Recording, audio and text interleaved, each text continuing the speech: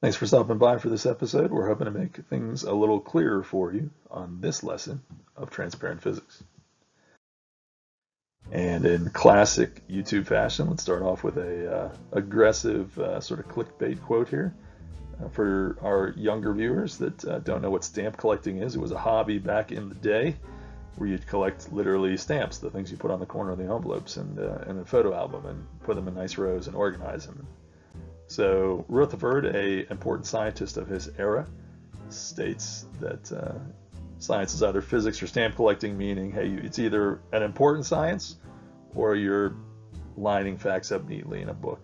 So kind of a bold statement to start things off. I know, I apologize to any biology or chemistry teachers out there, but it's YouTube. I got to do what I got to do to get the views. You know what I mean? So today, Transparent Physics presents a fairly simple question. What is physics? We got nothing to hide in physics. I'll tell you where physics comes from. I'll tell you where we're going. And for this lesson, I'd like to give a tip of the hat to Understanding Physics by Isaac Asimov. It's an older textbook at this point. I'd say the book's probably at least 60 years old at this point. But Isaac Asimov was an extraordinary individual, a prolific writer of both scientific texts and science fiction, both of which are worth your time to check out if you have the interest to do so. Really just some classics of the science fiction genre. And the template for this PowerPoint presentation, I'm using some points that he raised in his Understanding Physics textbook. So when you do a social media search of physics, here's some GIFs that show up here. You can see complicated machines and equipment. Here, a woman is spinning an object that looks like it's floating in front of her. That's because she's not actually on Earth right now. You've got lightning and light bulbs glowing, and this GIF right here shows a heavy, probably a lead sphere and some feathers. They're dropped and somehow they hit at the same time. What's up with that? That's physics. If you've ever watched a sort of a B-grade movie and there's a CEO, he probably has one of these on his desk. And behind it, you can see there's a little photo of Isaac Newton on a book. So hard to talk about physics without giving a tip of the hat to Isaac Newton. Again, obviously, you can't talk about physics without Albert showing up here.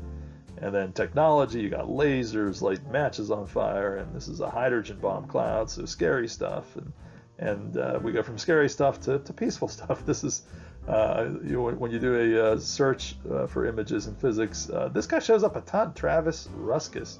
I never saw his stuff before, but his shtick is taking rocks and balancing them on top of each other in very visually appealing ways. So, interesting dichotomy there. But, and again, there's lots of other things that we could show here from physics. This is what the internet sort of comes up with when we ask it what physics is. But let's spend some time and actually discuss what physics actually is, where it comes from, and why it has all these very sort of different things included under one umbrella. All right, so I bet you didn't think we were going to be talking about philosophy today, but we are. So philosophy does have a close connection to physics, but not the philosophy that you're probably thinking of. When we are talking about the origins of physics, we're going to go back to ancient Greece, which is the origin of a lot of big ideas in Western civilization. That is not to say that other cultures don't have rich and storied histories in science. That's just not the lesson we're going to be talking about today. And the term philosopher was given to someone who sought knowledge, who is literally a lover of wisdom. If you break the word philosopher up into its prefix and suffix, I guess it is, it literally translates to a lover of wisdom. So this is somebody who wants to seek out knowledge. Now, when we think of philosophy nowadays, I don't know, we tend to think of people that sort of think deep thoughts. What is the nature of humanity? Can there be good without evil? Ethics, morality, existence, things like that. And those were philosophers back in the day as well. But in addition, philosophers as lover of wisdom also studied the world around them. So that's not what we associate philosophy with today as much. But what we call science nowadays was considered an aspect of philosophy back in ancient Greece. And if you were one of the people that studied the world around you, you were considered a natural philosopher. You were a lover of wisdom, of nature around us. If you have a time machine and you travel back to the 1700s and something breaks and you need to find a scientist to help you fix it, you can't go around asking for scientists, because they didn't really call them scientists until relatively recently. You would ask for the natural philosopher. And it's actually kind of neat. There are older colleges in Europe. Actually, many of them still have what's called a chair of natural philosophy. And this is a person who traditionally nowadays is in the role of a physicist who takes that position. We'll talk about why that's the case. Also, fun fact, the idea of a PhD. So if you get a PhD, that means you've pursued graduate school, formal education to the highest levels that you can get.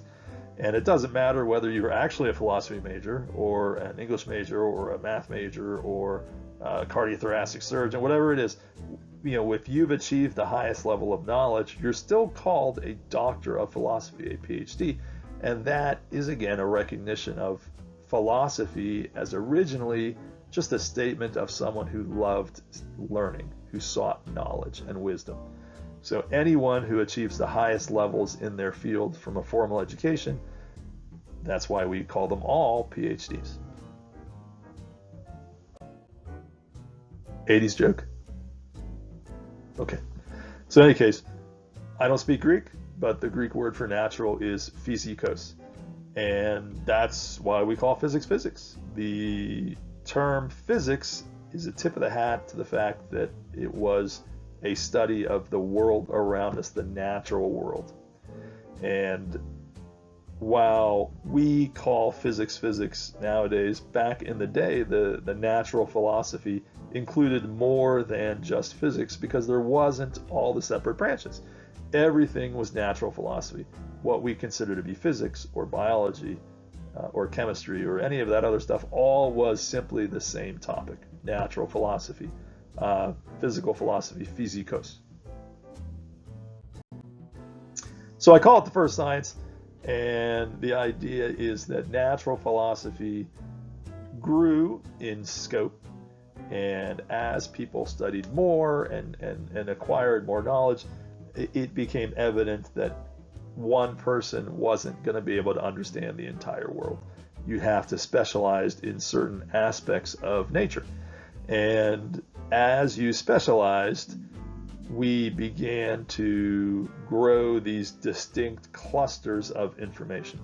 And as those clusters became mature enough, they sort of spun off from natural philosophy into their own branch of science. So this is where the different branches began to develop over time, as people learn more and more and more about their individual specialties.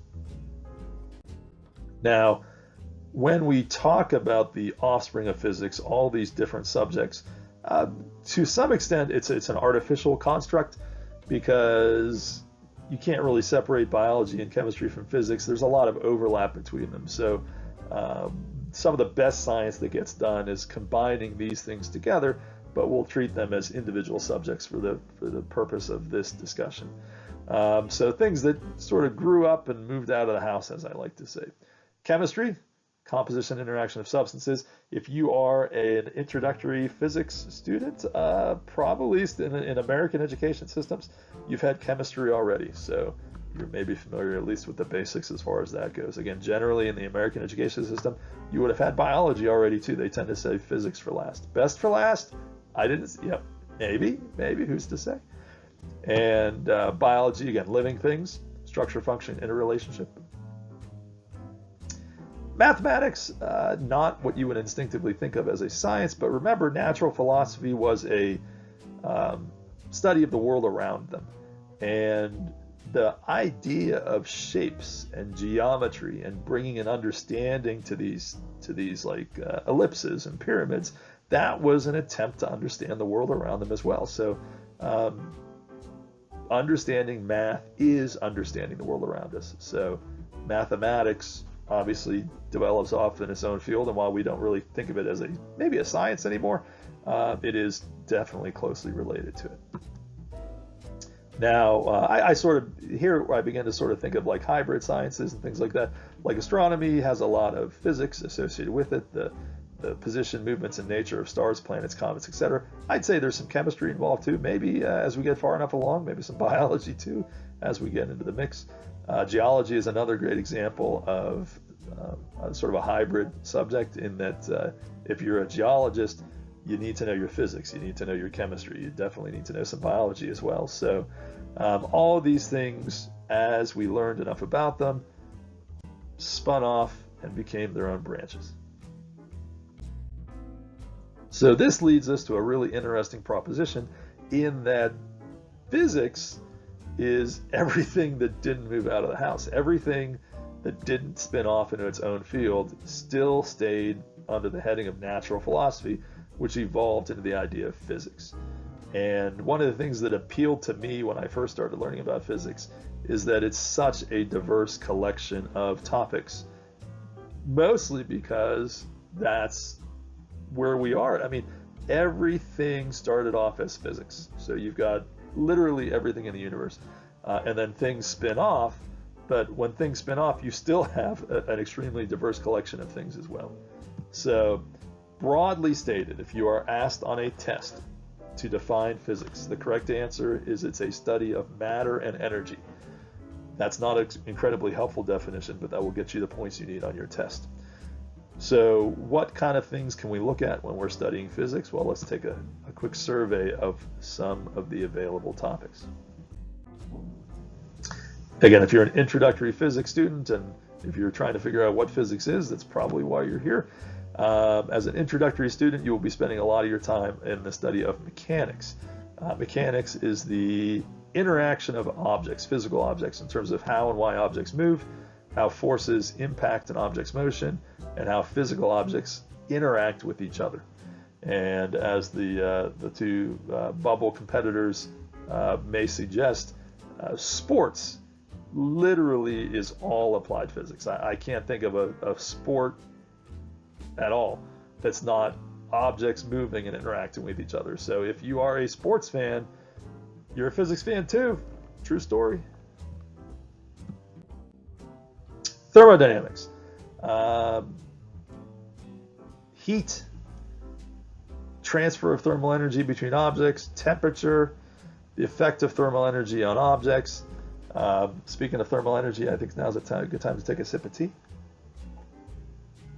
As I take a sip of tea, I notice it's a little colder than it was when I made it. That's because it has transferred thermal energy to the mug and to the environment. So my tea is colder now because of thermodynamics, but it was also hotter because of thermodynamics before. So absolute zero, another cool topic within thermodynamics, and entropy. Entropy, people like talking about entropy. So little life tip for you here. So if someone complains to you about how messy your locker or your room is, simply say, hey man, it's entropy. And that's it. You end the conversation right there. They can't say anything about it. It's true. All right, next up is optics. As the GIF suggests, it deals with sight and being able to see and all kinds of important stuff like that. Nature of light, electromagnetic waves, how light interacts with the environment, and we obviously collect a great deal of information visually. So how that happens is of importance to us. And although light itself is just one part of a much larger electromagnetic spectrum, so when we learn about how light interacts and behaves, we're actually learning about how other parts of the electromagnetic spectrum behave as well. So you can go down to radio waves, up to gamma rays, X-rays, microwaves, all that kind of stuff. All we can gain insight with optics. And the human eyeball is crazy. It's a lens, but it's a lens that can change shape to help you see near and far. It's a crazy, awesome piece of biological machinery. I'm going to tell you that indeed. Okay, acoustics. Sound, basically. How sound's generated, how sound propagates, how sound interacts with the environment. There's lots of things that we can do to assist with hearing sound or not hearing sound, depending on what our desire is. And fun fact, you might own an anti-sound generator. It sounds pretty high-tech and future. If you're interested in that, learn more physics. Okay, electricity and magnetism. It's a tough field to study often in physics, but we are studying charges and how charges move. When charges move, you get electricity. Magnetism is more than just the magnets on your refrigerator. It's a really important sort of universal phenomenon then. You combine those together, you get electromagnetism. One of the ways we primarily generate electricity is by an interaction of electricity and magnets together. So it's a super important, kind of complicated field sometimes. And just a little fun fact, the lightning that you saw in the opening GIF/GIF, lightning, there's a little trail that comes from the sky downward, but the lightning that you see is probably a huge burst of charge coming up from the ground. So now you know. Atomic theory. You might be thinking, wait a second, we already talked about this in chemistry. And yeah, you probably did talk about this in chemistry. The structure of the atom, the behavior of particles that make up the atom. This includes like radiation and radioactivity. So when you studied chemistry, you talked about things like the Pauli exclusion principle, the Heisenberg uncertainty principle, the Bohr model of the atom. Those individuals are physicists. It was the physics community that took the task to try to figure out, what the atom, that there's an atom at all, how it works, what it's made of, things like that. So, chemistry I sort of think of as more of the interaction of atoms with each other to form molecules and the interaction of those molecules. But when you're interested in the atom itself, that really is the realm of physics. So thank you, chemistry teachers, for teaching physics, because it's a pretty cool topic. Modern physics, I put modern physics, I put the word modern in quotes, because it was a new branch of physics. It didn't exist until moderately, quote unquote, recently, if you consider the early 1900s recently. I'd say 1910, 1920 plus forward, where the foundations for this field were established, and then we realized that we really needed a whole new branch of physics that we hadn't thought about before at all. So it is weird stuff. We can talk about weird stuff that happens at subatomic levels, quantum physics. We could talk about weird stuff that happens as you approach the speed of light, that's relativity. And it is some intimidating concepts, definitely some intimidating math. Einstein, who we, again, widely credit nowadays to be quite the smart dude, he proposed his theories of relativity in 1905, but it was not widely accepted. It wasn't until the 1920s, so almost a decade and a half before his work became more widely accepted, and even then not everybody really was super fond of it because it challenged a lot of things that we had assumed to be true. So that era in physics is a really interesting one where we sort of were super confident that we had everything figured out, and then some people came around and said, maybe not, and it really shook up the whole snow globe of physics there quite a bit. Okay, so we put all this together.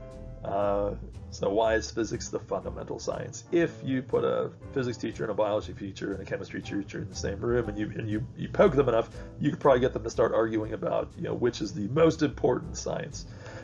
Maybe most important, I don't know, but I feel physicists have a bit of an edge here because basically we just need to say, hey, if it wasn't for physics, you wouldn't have the strong nuclear force. You don't have the strong nuclear force. You don't have atoms. You don't have atoms. That's pretty much it. That wins the argument. Biologists and chemists don't always agree with me on that one, but if we want to look at it from a less aggressive perspective, really physics was the home of what we would consider to be the first science in terms of natural philosophy. So it all sort of started there, and physics answers questions that are broad in scope and about everything in the universe. You can dial the number back and take a look at a scientific investigation of the origins of the universe. You can take a scientific predictions of how the universe is going to end. That's all within the scope of physics, and then everything in between. And the important thing to realize, although the definition of physics as matter and energy seems so broad as to be kind of useless, it is an important thing to realize that everything in the universe obeys the laws of physics. It doesn't matter what the chemical composition is. It doesn't matter whether it's alive or dead. It has to obey the laws of physics. So that gives you a sense of the scope and the importance of the rules that we talk about. All right, that brings us to the close of the video. Again, if you're watching this and you're just starting on your physics journey, I encourage you to stick along with us. Transparent Physics is a great resource for introductory level concepts taught well at the level that you need. So please consider, if the video was helpful to you, please consider leaving a like or a comment. And if you like physics a lot, why not subscribe? You can see what new topics are being released, but be sure to check the archives to see whether or not I've talked about a lesson already to assist you in what you need to grow as a young physics student. Or an old physics student, I don't know, maybe a new physics student, why don't we say that? All right, we'll end with a less aggressive quote then. And I like this quote a lot. Physics is experience arranged in economic order. What we learn in physics, what you are going to learn in physics, is really dealing with the world around you. It helps us understand so many things that we interact with on a daily basis, why they happen the way they do. So if you're just starting on that journey, welcome aboard. There's some awesome stuff that you're going to learn. And I hope that we've helped make things a little clearer for you to start things off in this episode of Transparent Physics.